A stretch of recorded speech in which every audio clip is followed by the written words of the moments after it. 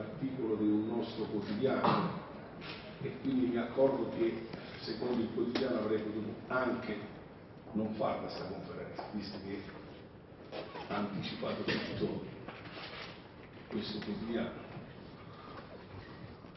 ma purtroppo non è così. La conferenza di oggi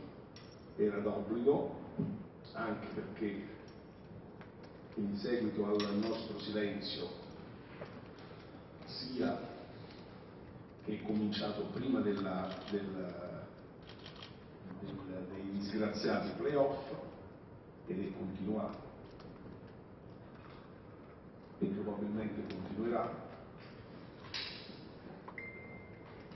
la conferenza era d'obbligo perché dal momento che è finito il campionato della serie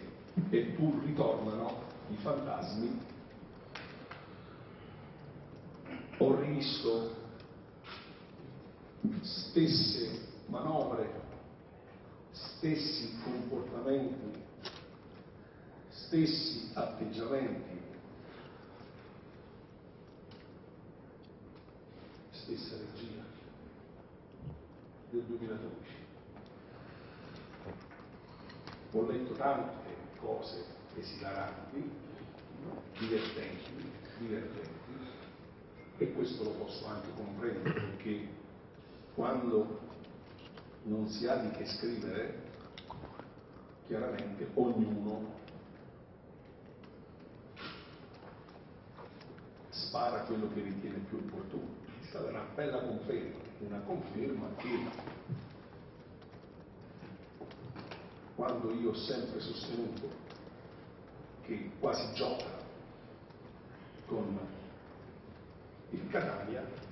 addirittura qualcuno mi ha visto ragioniere, tra l'altro non c'ho manco un diploma di ragioniere, quindi